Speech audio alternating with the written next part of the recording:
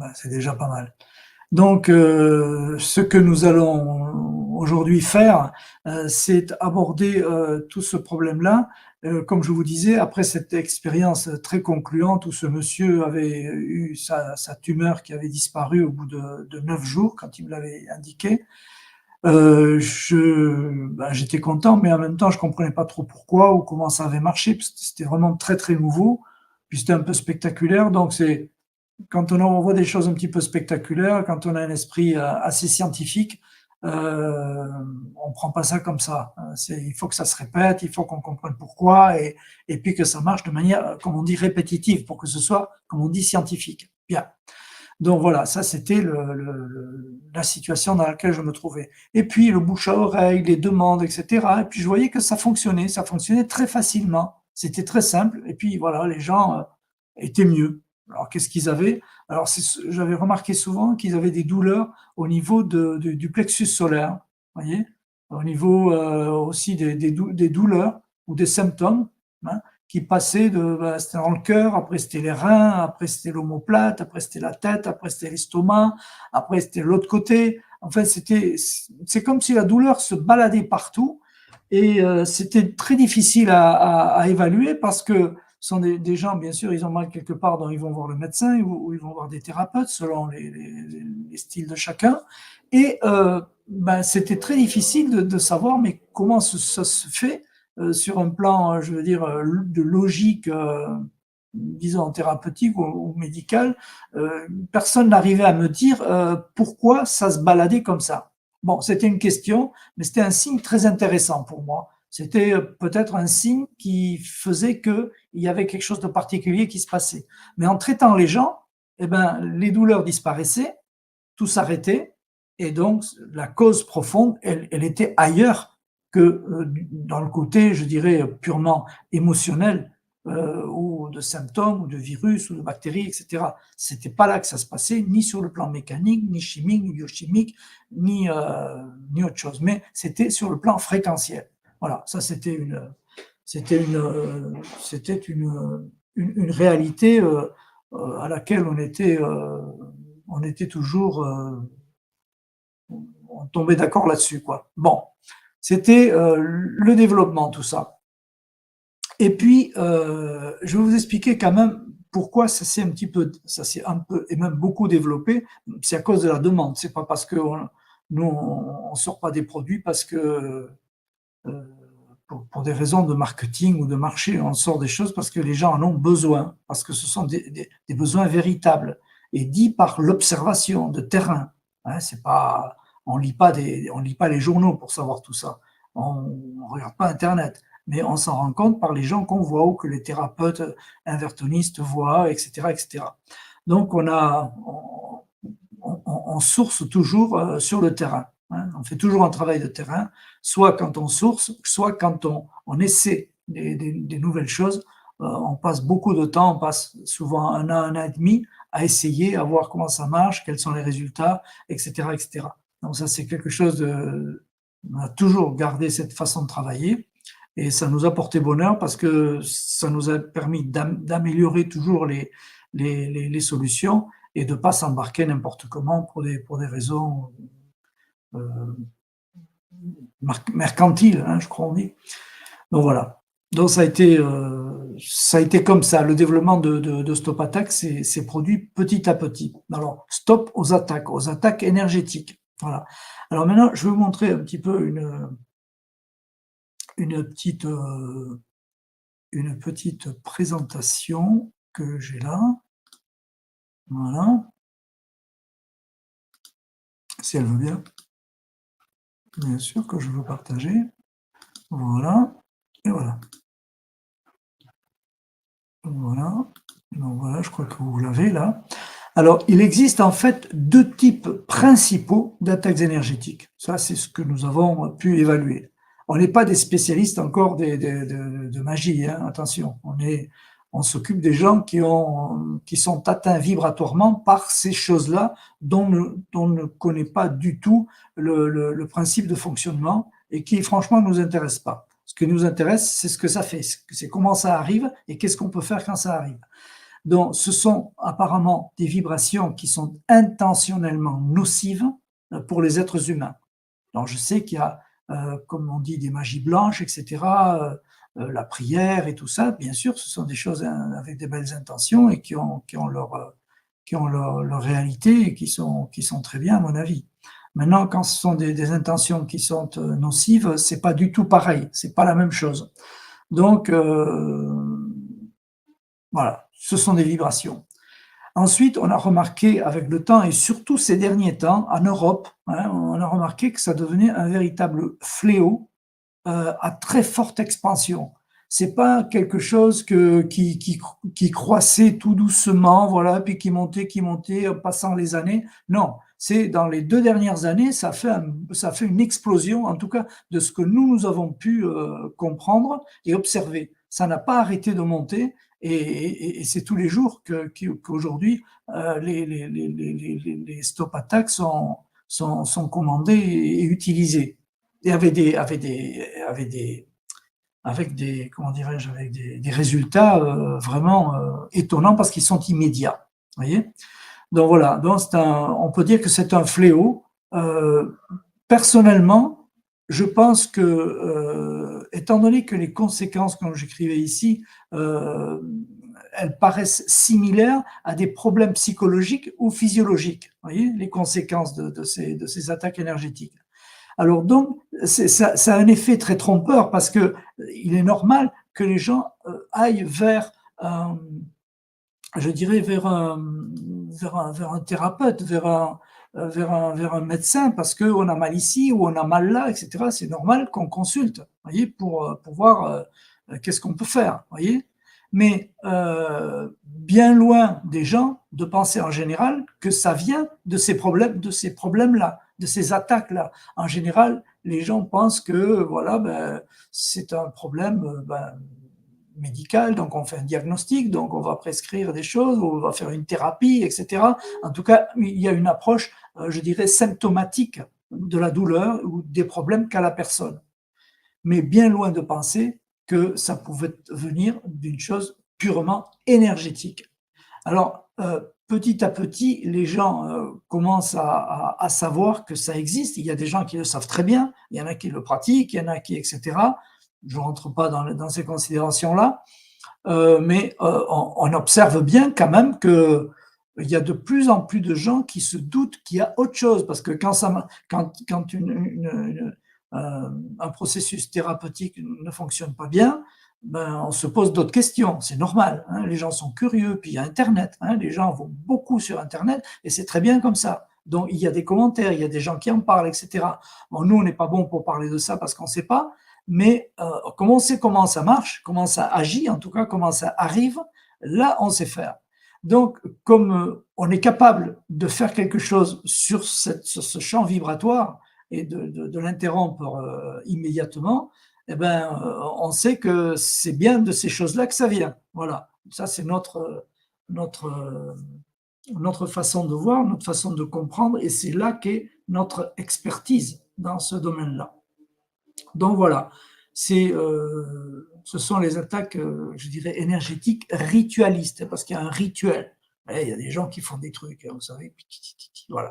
Voilà. Alors c'est assez quand même dramatique parce que quand on voit des gens qui passent par des tumeurs, qui passent par des choses extrêmement graves, ou des accidents, ou des dépressions très violentes, etc., et puis qu'on les voit d'un coup récupérer comme ça fait plaisir, mais ça pose quand même question parce que si cette personne-là n'avait pas été traitée sur un plan vibratoire, ben, qu'est-ce qu'elle aurait fait, quoi. Bien sûr, il y a d'autres gens, il y a des exorcistes, comme on appelle, il y a des personnes qui sont spécialisées là-dedans et c'est pas facile. Hein. Voilà, c'est pas facile parce que c'est un art, hein, c'est un art, il faut savoir faire. C'est quelque chose je sais pas, mais pour moi, ça me serait difficile hein, de partir sur ce terrain-là.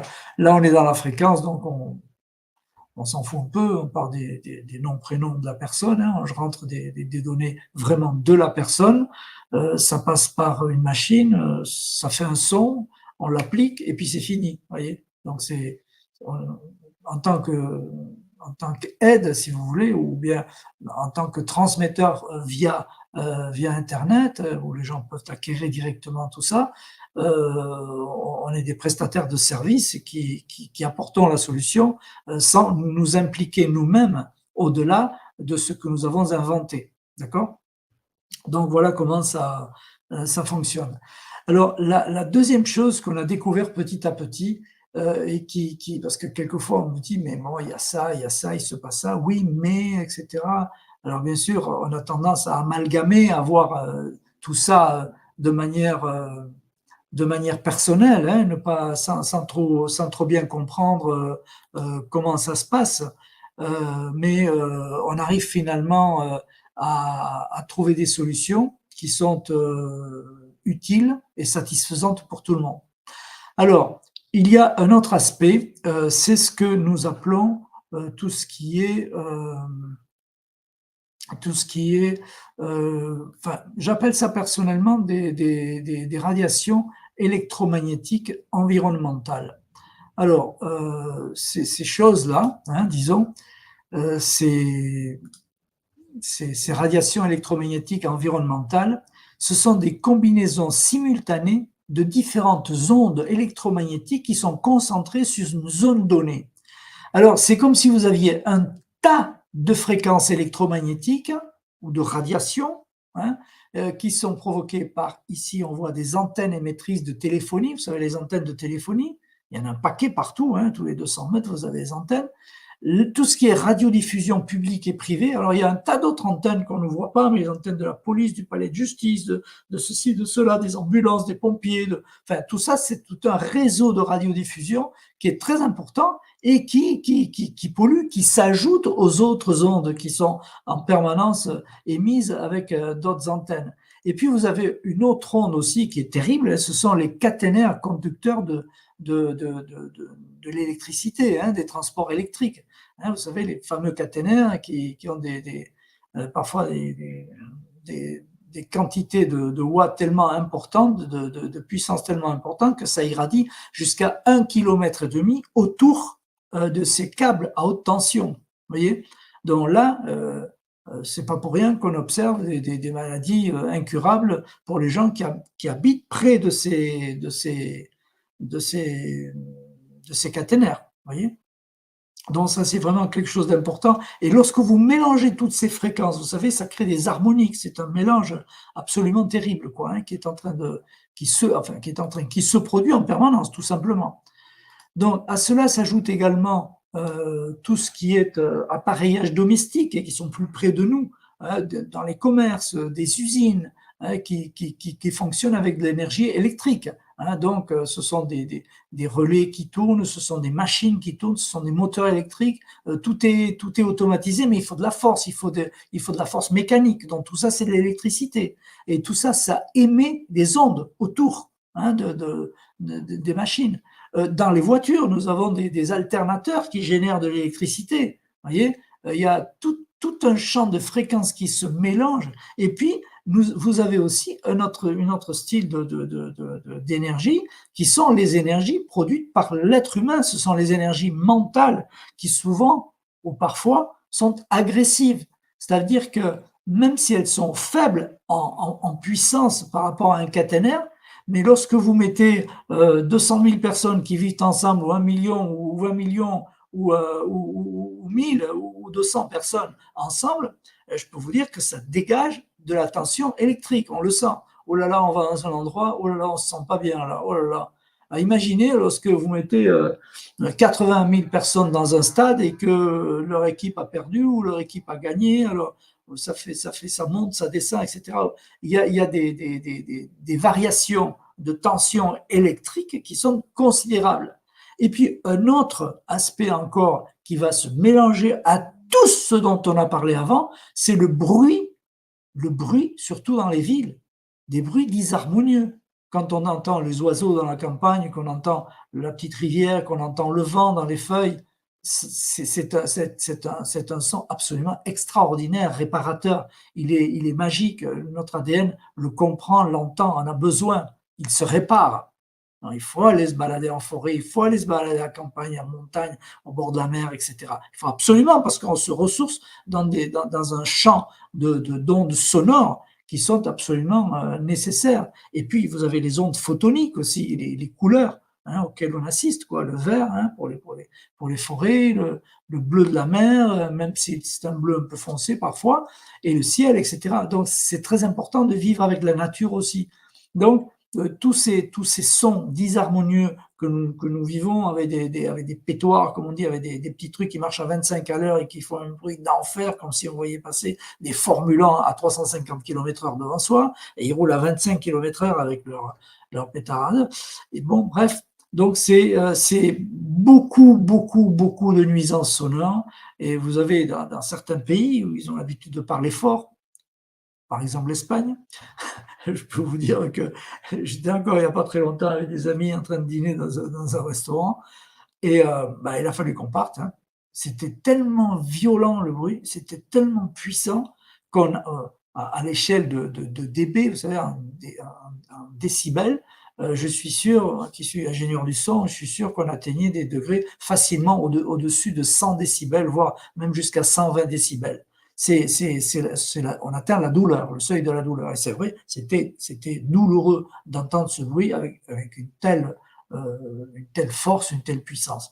Donc, les bruits dans lesquels on vit, en général, les bruits sourds, les bruits de ventilation qui sont constants, vous avez des ventilations, alors ça fait, on entend, mais ce qu'on ne sait pas, c'est qu'il y a des ondes qui sont très basses, que génère aussi le vent qui tourne dans le ventilateur, et là on a des ondes extrêmement basses qui vont agir de manière puissante aussi. On ne le sait pas tout ça, mais voilà, maintenant vous le savez.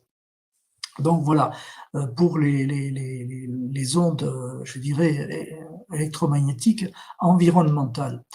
Alors, ce que je voulais voir également, ce à quoi on se heurte donc, c'est un immense mélange de fréquences qui provoque, lorsqu'elles sont émises simultanément, la création de millions de fréquences dites harmoniques qui multiplient par des millions les dégâts que peuvent faire les fréquences fondamentales des caténaires, des téléviseurs, des Wi-Fi, etc., etc. On pense simplement aux fréquences, comme on dit, fondamentales. Mais il y a tout le réseau d'harmonique qui va se déployer par le son lui-même ou par la fréquence elle-même. Et en plus, quand elle est mélangée avec d'autres, ça se multiplie en millions et en milliards. Donc on est dans ce bazar ambiant en permanence et on se demande pourquoi on n'est pas bien, pourquoi on a pas mal, et personne n'en parle. Motus et Bouscouju. D'accord? Ben non, il faut en parler parce que ça fait des dégâts. Alors, ce qu'il faut savoir aussi, c'est que dans les milieux scientifiques, il commence à être dit assez directement, assez clairement, qu'il existe aussi des ondes dites intelligentes. Alors, ces ondes intelligentes sont émises à des fins, d'après ces scientifiques, à des fins de contrôle. Hors de tout contrôle. Alors, je crois que vous me comprenez, vous voyez ce que je veux dire? Quand on fait par exemple l'association entre certains produits, entre certaines molécules biochimiques et des fréquences qui ensemble créent certaines situations, ben, c'est de ça dont on parle. Je pense que vous n'avez pas besoin d'un dessin. Et ça, c'est devenu un sérieux gros problème. Voilà. Je n'en dirai pas plus. Vous me comprendrez bien. Mais je le dis clairement. Donc, imaginez ces deux premières parties, les ondes ritualistes qui arrivent de manière volontaire sur une personne donnée, les ondes environnementales qui massacrent tout le monde, et puis ces dernières dont je viens de parler, on a là la parfaite panoplie de la maladie avec un grand M. Qui et que peut résister à ça? Rien, rien. Donc, pour ma part, j'ai voulu aller vers une résolution euh, qui dépasse bien sûr le caractère biochimique, sur les conséquences biochimiques, hein, sur l'être humain. Puisqu'il s'agit de fréquences, il s'agit de vibrations, bah, il va falloir s'en occuper différemment, hein. Il va falloir s'en occuper de manière fréquentielle. Je ne vois pas comment on peut traiter un problème d'huile avec de l'eau ou d'eau avec de l'huile. Ça ne se mélange pas. On traite les problèmes d'huile avec de l'huile et les problèmes d'eau avec de l'eau. Alors ici, je ne sais pas si on est dans l'huile ou dans l'eau, mais ce qu'il y a de certain, c'est que les problèmes vibratoires, électromagnétiques, ne peuvent être traités qu'avec des solutions fréquentielles. C'est ce que nous faisons. En plus, ces solutions fréquentielles que nous avons développées ou que j'ai développées sont clairement ont été clairement développées dans le sens de l'antimatière. Ce sont des choses qu'on développera aussi dans ces rencontres du mardi soir. Le côté développement quantique de la fréquence est extrêmement important. Parce que quand on monte à l'échelle quantique, comme on dit, hein, de ce que peut en dire la connaissance populaire, hein, c'est-à-dire le côté du vide, hein, le côté de la vibration qui n'est pas vibratoire au sens humain, ou au sens matériel, ou au sens scientifique de la Terre, hein, mais dans une autre gamme d'ondes, etc. Eh ben, c'est un aspect qu'il faut absolument, dont il faut absolument tenir compte, et c'est ce que nous faisons. Par exemple, je vais vous donner un petit exemple. Vous êtes chez vous, vous êtes dans la troisième dimension, vous faites des choses, etc. Puis à un moment, vous êtes fatigué, et puis vous allez vous coucher. Vous vous allongez, et puis vous vous endormez, paisible et heureux comme Baptiste, et puis à un moment donné, vous vous mettez à rêver. Ah, alors, quelle est la réalité? Est-ce la personne qui est allongée sur le lit? Le matérialiste darwinien dira ben, c'est la personne qui est allongée sur le lit, il n'y a pas d'autre possibilité. Le rêve, oui, bon. Mais le rêve, en fait, c'est la conscience qui vit autre chose. Ah oui, on peut pas le nier puisqu'on le vit que là. On ne se rend même pas compte qu'on a un corps qui est allongé dans le lit. Quand on est dans le rêve, on vit le rêve. La réalité n'est que le rêve. Et en plus, lorsqu'on arrive, certains d'entre vous connaissent sûrement ça, ou vous avez tous connu ça, c'est que on passe après le premier stade du rêve où on est observateur, on peut très bien, avec un peu d'habitude et de perception, on peut passer à un stade actif dans le rêve. Là, on monte encore d'un cran. Et là, c'est comme si le rêve observé était le corps qui est sur le lit, et lorsque ce rêve passe au degré actif, on fait une étape de plus. Donc, en faisant cette étape de plus, quand on devient actif dans le rêve, ça prend des proportions absolument époustouflantes. Et là, on peut vraiment faire des choses extraordinaires qu'on n'a même pas imaginé ou osé imaginer en étant dans le au stade d'éveil normal de la vie normale. Donc, vous voyez, là, il y a trois choses différentes. Alors, quelle est la réalité dans tout ça? La réalité, c'est assez simple. La réalité, c'est que, tout simplement,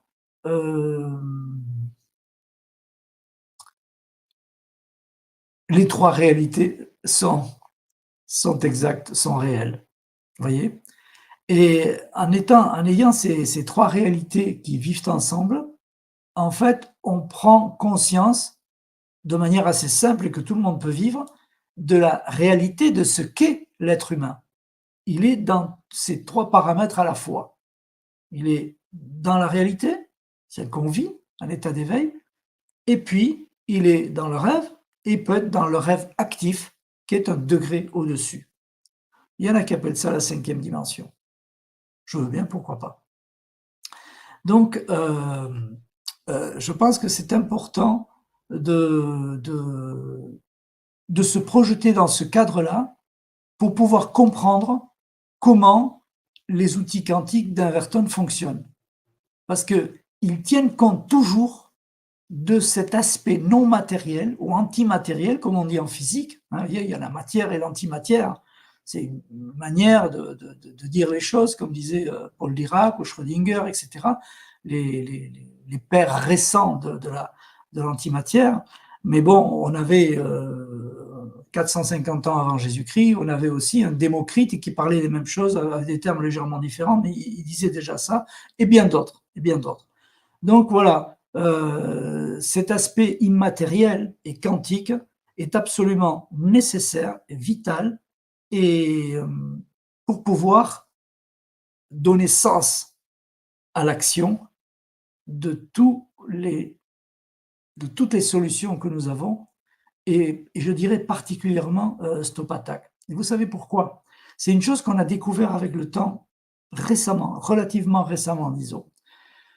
C'est qu'il y a des gens, par exemple, bon, ben, ils étaient conscients qu'ils avaient des attaques rituelliques, hein, donc, ritualistes, pardon. Je mélange avec les langues parfois un petit peu.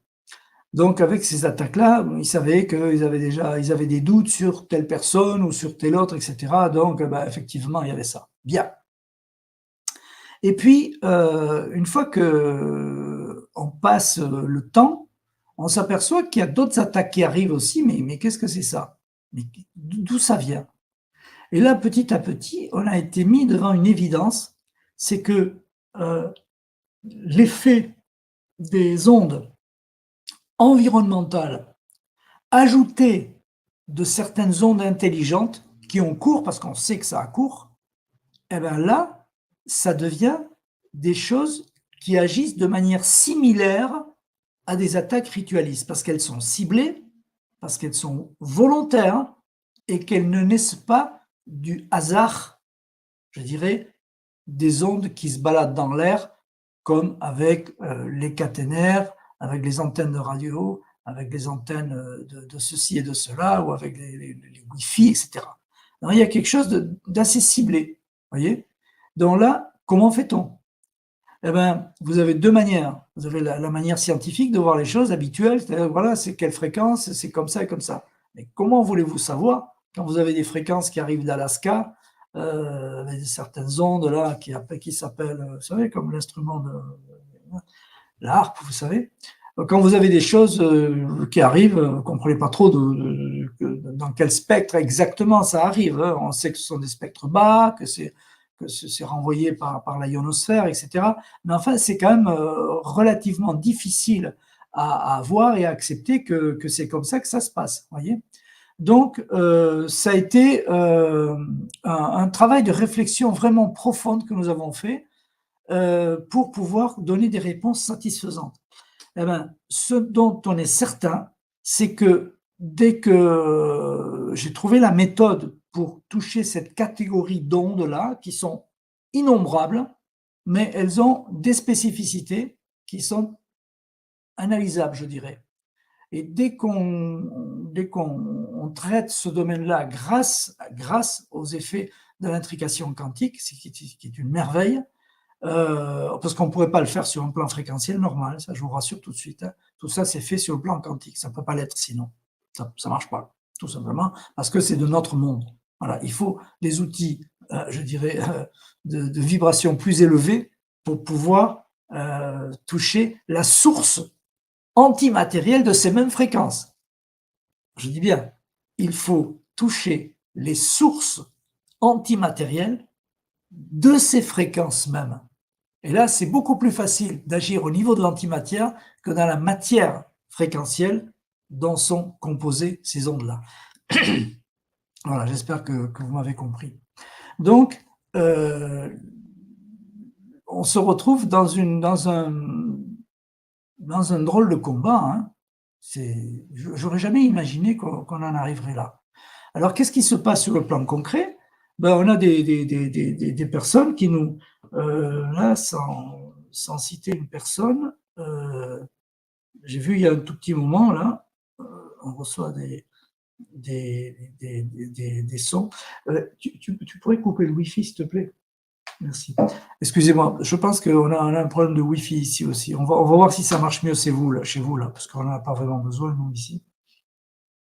Merci beaucoup. Donc, j'étais en train de voir une chose. Euh, si on n'est pas, voyons, pardonnez-moi, hein, je regarde sur mon téléphone. Euh, voilà. Alors, ça va venir tout de suite, avec un peu de chance. Avec un peu de chance. Voilà. Il y a une personne qui disait, elle se reconnaîtra.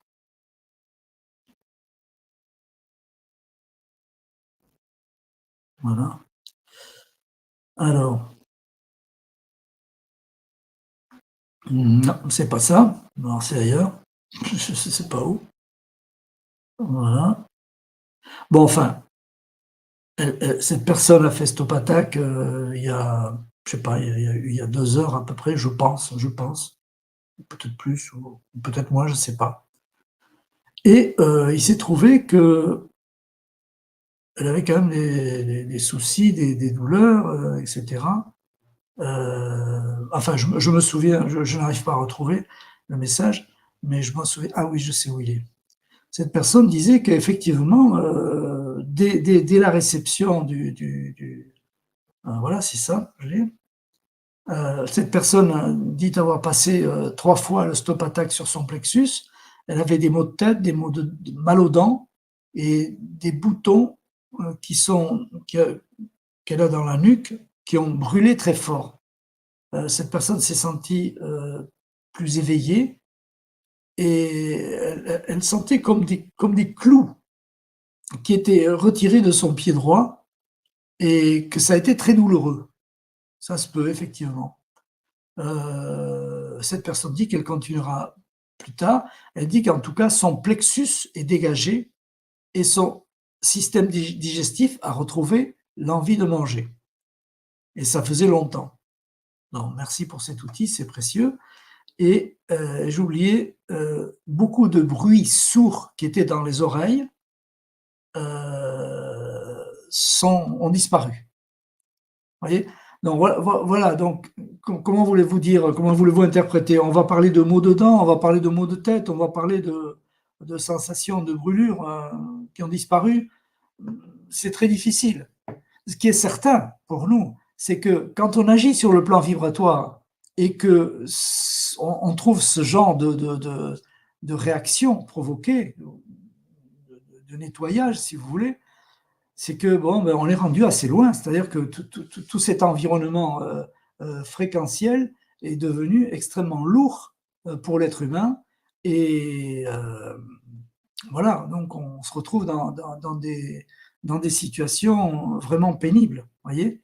Donc voilà. Donc ce qui se passe, c'est que il y a des choses qu'on aurait voulu traiter d'une manière, ou que vous auriez, ou que les gens auraient voulu traiter d'une manière thérapeutique, si vous voulez, classique, parce qu'elle a mal là, donc elle va faire ça, ou elle a mal là, elle va faire ça.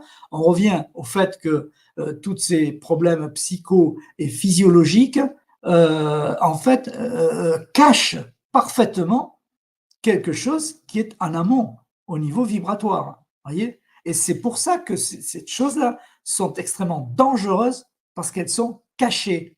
Elles apparaissent sous forme de symptômes. Donc tout le monde va aux symptômes. Ah oui, j'ai mal là, donc je veux ça. J'ai mal là, je veux me cacher, je veux ceci, etc. Mais c'est là qu'est le problème, parce qu'il y a diversion en même temps qui est provoquée et va maintenir la personne hors du problème, dans une illusion, comme dans tout le reste aujourd'hui, n'est-ce pas? Voilà, je crois que j'ai fait un petit peu le tour. Excusez-moi de cette explication un petit peu longue, mais je pense qu'elle le méritait, parce que ça a été, le développement a été, a été très long. Euh, donc voilà, c'est ce que j'aurais voulu dire. Mais si vous avez des commentaires à faire, ou une question à poser, n'hésitez pas à l'écrire là, si vous avez besoin d'une précision, parce que c'est notre façon de pouvoir opérer en ce moment.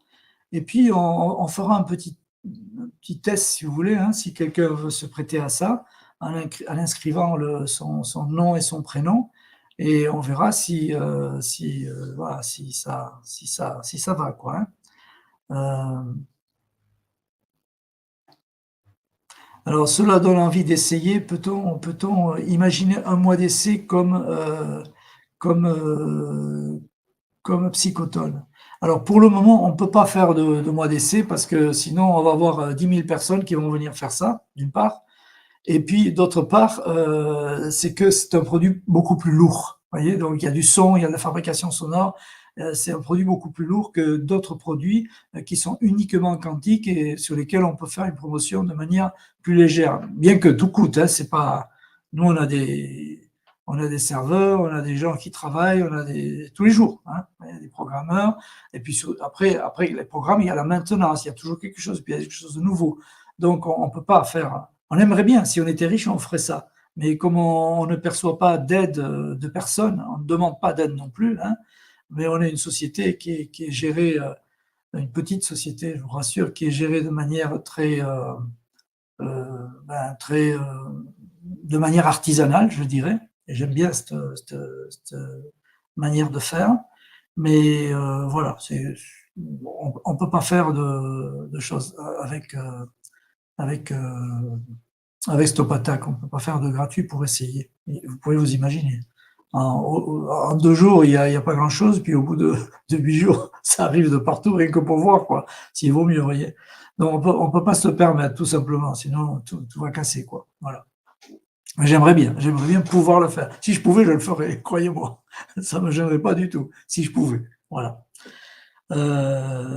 Avec voilà, donc j'ai Chantal là, qui a écrit. Chantal, oui, Morix, Morixe, on est d'accord, hein? C'est ça? Je pense que oui. Alors, je vais m'approcher de notre ordinateur, parce que je vis malheureusement avec pas mal d'écran. Là. Voilà. Voilà. Pardonnez-moi. Alors, où es-tu? Voilà. Tu es là. Tu es là, mon petit logiciel à tout faire. Voilà. Alors, je vais rentrer sur mon autre outil. Je vais rentrer le nom de Chantal, hein, d'abord. On va rentrer Chantal, Chantal. Et puis, on va rentrer Morix, Morixe.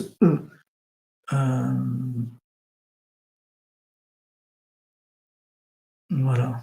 Donc, Véronique nous dit que Stopattac est désormais accessible directement en open access. Alors, est-ce que Louis Breton veut avoir ces noms également traités, ces noms calculés, disons? Est-ce qu'il peut me le dire? Est-ce que Louis peut me dire ça? Parce que je les calculerai en même temps, c'est pour ça. Apparemment, non. Mais bon, comme ça met toujours un certain temps avant d'arriver, bon, enfin, si c'est le cas, Louis nous le dira. Bon, donc je vais calculer pour Chantal Morix. Voilà. Et c'est parti. Et ça tourne. Pata, pata, pata, pata. Voilà. Donc nous avons Chantal Morix. Alors, donc j'ai Michael Robert. Alors bon, on prendra Michael Robert. Allez, c'est fait. Donc on va commencer par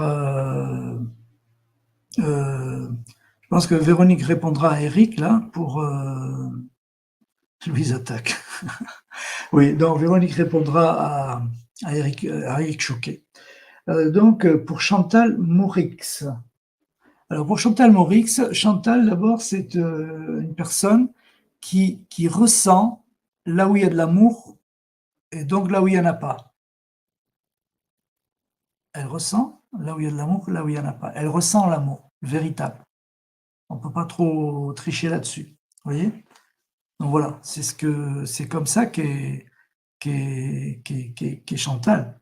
J'aimerais qu'elle me dise si elle est d'accord,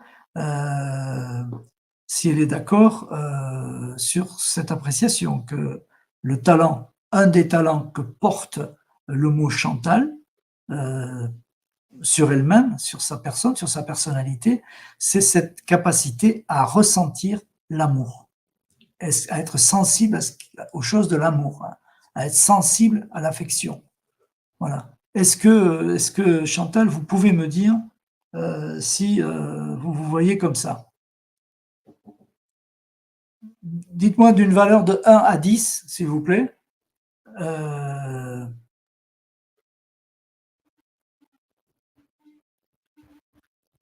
d'accord. Alors vous vous sentez comme ça, Chantal.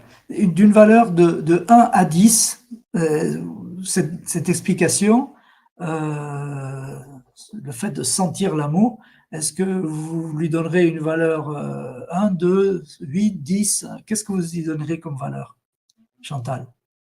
9. Bon, il faudrait d'autres précisions, mais c'est déjà pas mal, hein, sans vous connaître, vous voyez? Ensuite, avec Morix, c'est bon, Chantal, on aurait pu à la limite le connaître avec d'autres Chantal. Mais avec Morix, eh ben, vous êtes une personne, enfin, le mot Morix vous apporte la capacité à être consciente de ce qu'il faut dire ou de ce qu'il ne faut pas dire. Être consciente de ce qu'il faut dire ou ne pas dire. Être consciente. Est-ce que ça vous parle?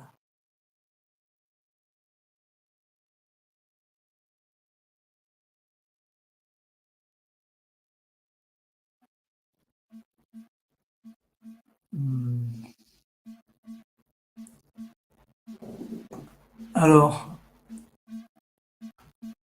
c'est mi fa donc pour Chantal, mais pour Maurice, c'est si sol. Être consciente de ce qui est à dire ou à ne pas dire.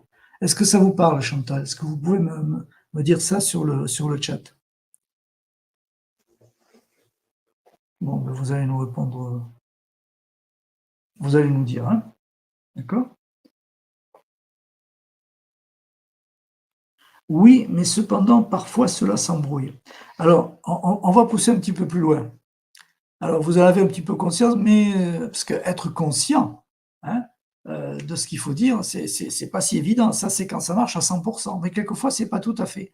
Alors, ce qui peut vous embêter, ce qui peut vous altérer plus ou moins selon les moments, c'est que quand vous avez cette capacité-là, vous allez avoir des gens qui viennent de l'extérieur qui ne qui ne sont pas capables pour vous de sentir les choses qui sont justes ou qui ne sont pas justes. Ils ne sentent pas l'injustice. Est-ce que ça vous parle ce que je dis là?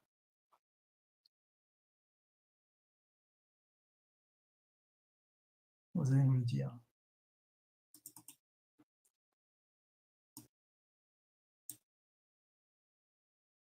Mmh.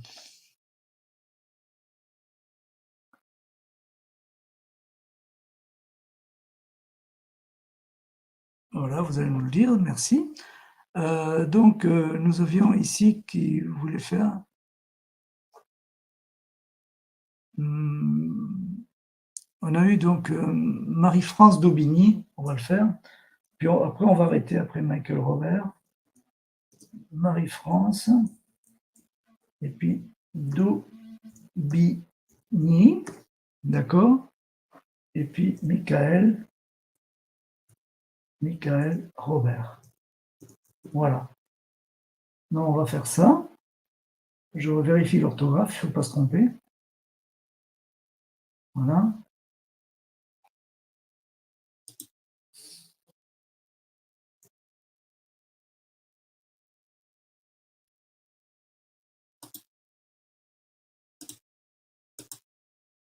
voilà, et voilà. Bon, alors, Éric Choquet a demandé depuis un moment. Bon, on va le faire aussi, mais bon, voilà. Alors, nous avons fait les calculs. Alors, est-ce que Marie-France, vous m'avez pas demandé, non, Chantal, oui, cependant, parfois je dis ce que la personne doit entendre, mais cela ne fait pas plaisir. Oui, c'est possible, ça va avec ça, hein. Ça va avec, ça va avec. Hein, quand elle ne sent pas, que les choses sont justes ou que les choses sont injustes, vous le dites, vous envoyez du lourd. Mais c'est parce qu'il y a cette réaction émotionnelle-là, voyez? Et ça entraîne aussi, ça peut entraîner, des problèmes, je vais vous dire ça tout de suite aussi, dodo. Si, ah ben, des problèmes de sommeil, voyez? Ça vous parle, ce que je dis là? Voilà, vous pourrez me le dire et je vais, commencer avec, Marie-France Daubigny. Alors Marie-France est une personne, avec ce nom-là qui est capable d'agir, qui aime agir avec conscience, qui aime agir avec loyauté, avec, justice, vous voyez? De manière juste, vous voyez? C'est ça. Ça caractérise, Marie-France. Elle agit de manière juste, de manière, de manière consciente. Vous voyez, c'est ça, c'est très important pour Marie-France. Et du côté de son nom, hein, de son nom d'Aubigny, elle a la capacité de ressentir ce que de ressentir ce qu'il faut faire. Vous voyez? Voilà. Ressentir ce qu'il faut faire. Vous sentez ce qu'il faut faire ou ne pas faire, vous voyez? Voilà. Donc, bah, dites-moi si ça vous parle. Et puis, je vais faire maintenant Michael Robert. Donc, Michael, c'est Scylla. Michael qui est une personne qui, par ce nom-là, a conscience de ce qu'il y a autour, a conscience de son environnement, il a conscience de ce qui se passe, etc., autour de lui. Il a conscience de ce que peut être l'avenir aussi. Hein, il a conscience du futur aussi, d'une certaine manière. Vous voyez? Je ne sais pas si Michael est d'accord avec moi. Et puis, avec Robert, le mot Robert, c'est une personne qui sait identifier la bonne idée, qui voit ce qui, enfin, c'est pas voir, c'est identifier la bonne idée. C'est donner un nom précis à une idée. Vous voyez, c'est une idée de, je sais pas, une idée, n'importe quelle idée, n'importe quelle impression, jugement, observation, etc. C'est une idée, vous voyez. Donc, il sait identifier la bonne idée ou la mauvaise idée, vous voyez. Alors, voilà. Ici, effectivement, comme dit Véronique, on a parlé de solutions de traitement avec Stop Attack, mais ici, ce sont les bases des calculs qui nous servent à faire le produit spécifique pour la personne. C'est-à-dire qu'un Stop Attack pour Michael ne va pas être le même que Stop Attack pour Marie-France, ou ne va pas être le même pour Cathy. Vous voyez, chaque personne a sa propre vibration. C'est pour ça qu'on explique que chaque personne est différente. Donc, si vous êtes d'accord avec, avec les analyses qui sont faites, même si elles sont un petit peu rapides et que l'échange est un petit peu difficile, puisque on parle d'un côté et on écrit de l'autre, et puis ça met un certain temps quand même à arriver. Mais bon, voilà, Eden Blue, c'était pour Marie-France, voilà, d'accord. Oui, et je suis très intuitive, voilà, donc voilà. Oui, et ça, oui, ça me correspond en plus, je suis Balance. Ben, bien sûr. Et moi, je suis ascendant Balance aussi.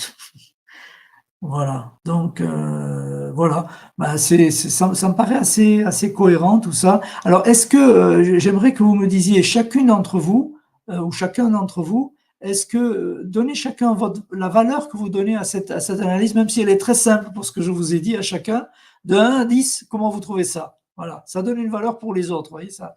Nous, on le sait déjà, mais vous, par rapport aux compagnons qui sont là. Voilà. Donc, comme dit Véronique, toutes les solutions Everton sont personnalisées. Hein. Il y a pas, on ne traite pas une chose pour une personne de la même manière qu'une autre personne. Elle a une autre identité, elle a une autre vibration, et donc il va falloir qu'on tienne compte de sa vibration qui va venir de ses noms et prénoms, évidemment. Au commencement était le verbe. Voilà. Bon, ben voilà, ce que je vous invite à faire, c'est qu'on pourra refaire tout ça. Pardonnez-moi si je n'ai pas pu le faire encore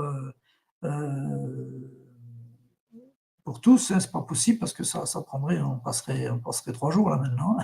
Mais c'est assez passionnant et c'est ce qu'offre l'étude Check Inverton, que vous pouvez demander un rendez-vous pour ça.